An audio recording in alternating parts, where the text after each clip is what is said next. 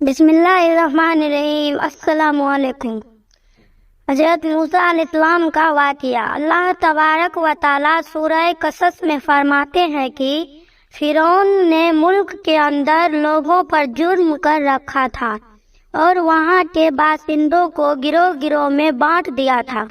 ان میں سے ایک گروہ کو یہاں تک کمزور کر دیا تھا کہ ان کے بیٹوں کو قتل کر دیا کرتا تھا اور بیٹیوں کو زندہ رکھا جاتا تھا۔ بے شک وہ مفسد ہو اور ہم چاہتے تھے کہ جو لوگ ملک میں کمزور کر دیے ہیں ان پر احسان کرے اور ان کو پیشوا بنائے اور انہیں ملک کا وارث بنائے اور ملک میں ان کو قدرت دے۔ فرعون اور ان کے لشکر کو وہ چیز دکھائے جس سے وہ ڈرتے تھے اور ہم نے موسیٰ کے ماں کی طرف وہی بھیجی، اپنے بچے کو دودھ پلاؤ، جب تم کو اس کے بارے میں خوف پیدا ہو تو اسے دریا میں ڈال دینا اور نہ تو گنج کرنا اور نہ ہی کسی طرح کا خوف کرنا۔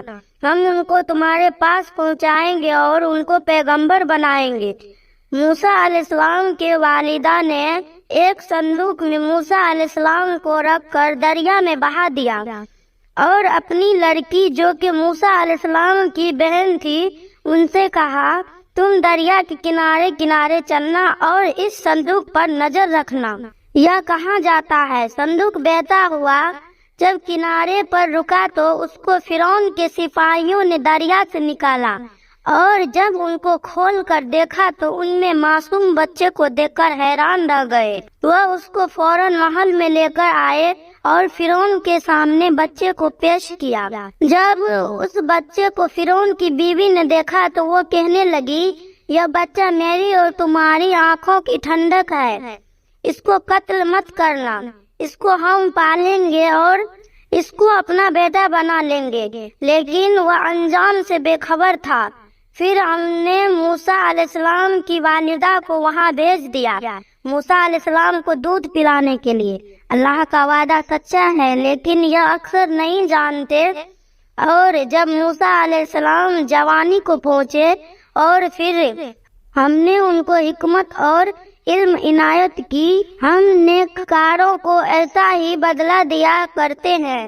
اور وہ ایسے وقت شہر میں داخل ہوئے، وہاں کے باشندے بے خبر تھے تو دیکھا کہ وہاں دو شخص لڑ رہے ہیں، ایک تو موسیٰ علیہ السلام کے قوم کے تھا اور دوسرا ان کے دشمنوں میں سے۔ جو شخص ان کے قوم میں تھا اس نے دوسرے شخص کے مقابلے میں جو موسیٰ علیہ السلام کے دشمنوں میں سے تھا مدد طلب کی تو انہوں نے ان کو مار ڈالا۔ موسیٰ علیہ السلام بولے، اے پروردگار، میں نے اپنے آپ پر بہت بڑا ظلم کیا ہے، مجھے معاف کر دے۔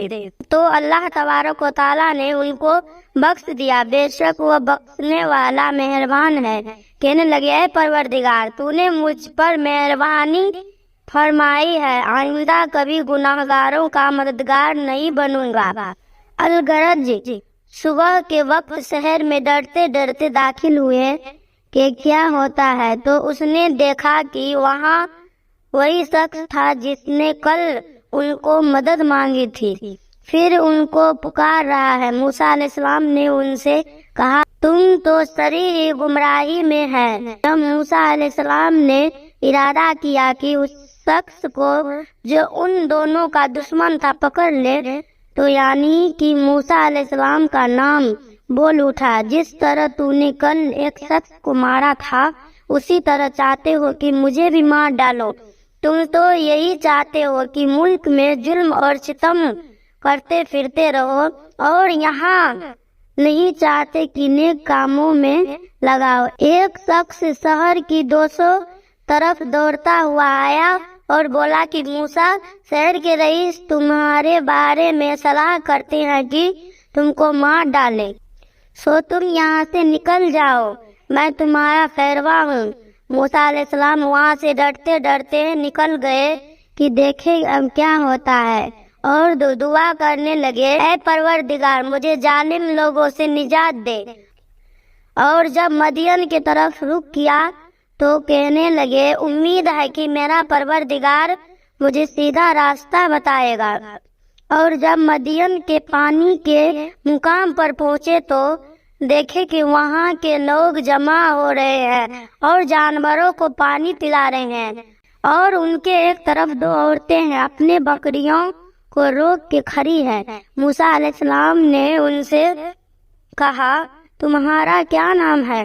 وہ بولی کہ جب تک چرواہے اپنی جانور کو پانی نہ پلا دے ہم اپنی بکریوں کو پانی نہیں پلا سکتے، اور ہمارے والد بڑی عمر کے بوڑھے ہیں۔ تو موسیٰ علیہ السلام نے ان کے لیے بکریوں کو پانی پلا دیا، پھر وہاں سے چلے گئے اور کہنے لگے اے پروردگار، میں اس کا محتاج ہوں تو مجھ پر اپنی نعمت نازل فرمائے گا۔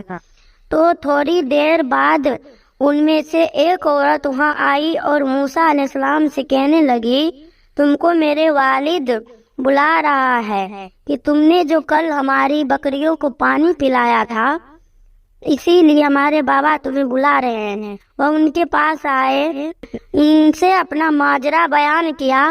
انہوں نے کہا کہ تم خوف نہ کرو، تم ظالم لوگوں سے بچ آئے ہو۔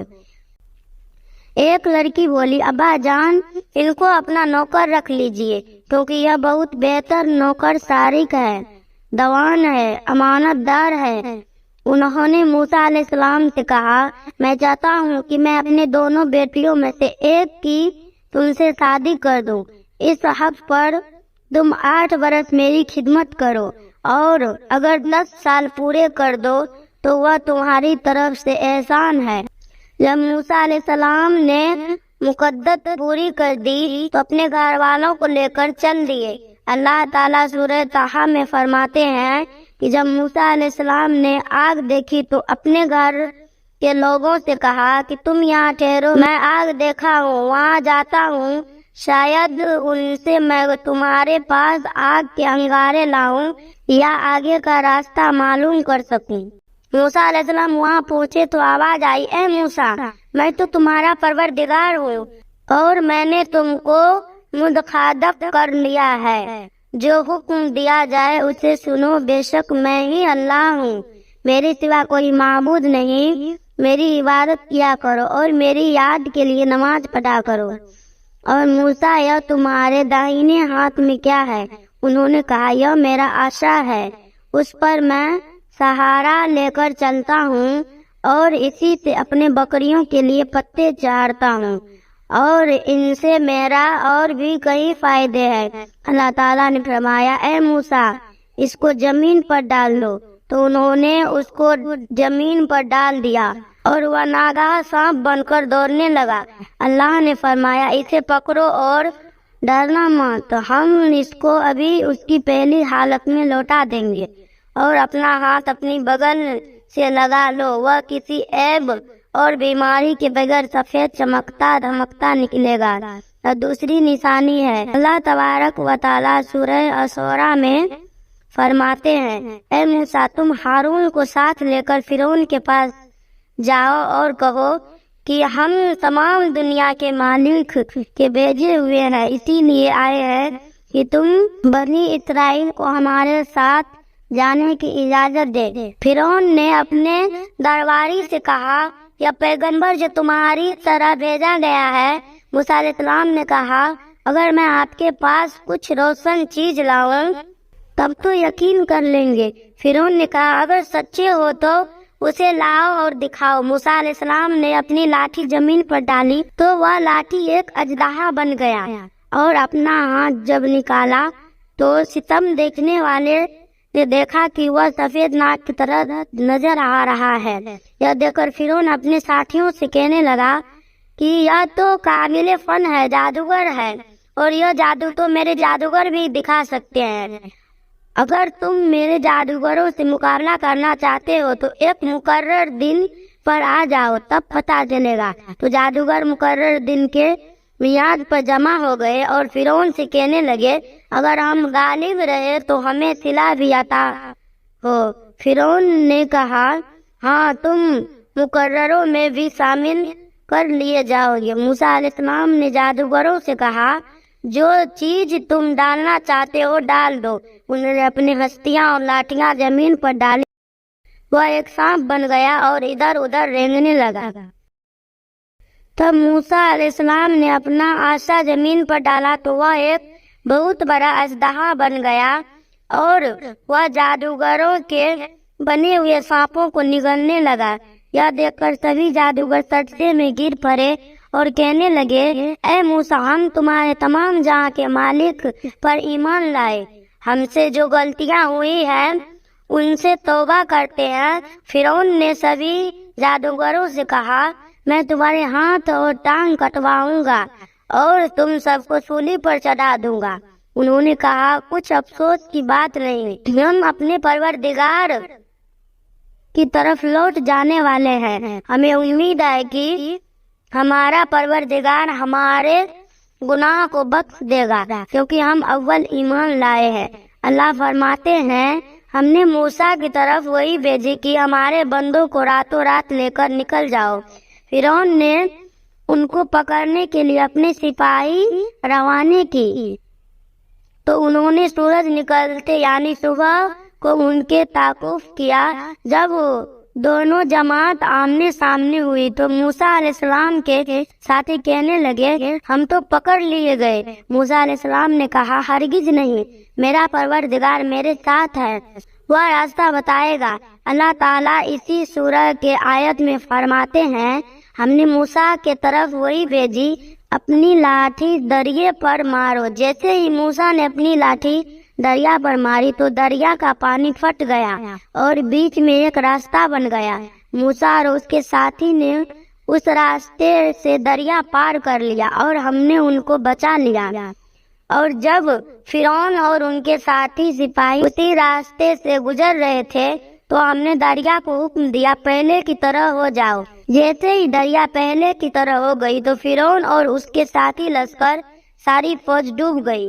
بے شک یہ اللہ کی نشانی ہے، لیکن یہ ایمان بنانے والے نہیں، اور تمہارا پروردگار تو غالب اور مہربان ہے۔ اللہ تعالیٰ سورہ یونس میں فرماتے ہیں، ہم نے بنی اسرائیل کو دریا پار کروا دیا۔ سبحان اللہ۔ اور آپ کو اس طرح کے واقعات اچھے لگتے ہیں اس ویڈیو کو لازمی شیئر کیجیے۔ اگر آپ مزید ایسی ویڈیو دیکھنا چاہتے ہیں تو ہمارے چینل کو سبسکرائب کیجیے۔ ملتی ہوں آپ کو ایک اور ویڈیو کے ساتھ، تب تک کے لیے اللہ حافظ، دعاؤں میں یاد رکھیے گا۔ شکریہ۔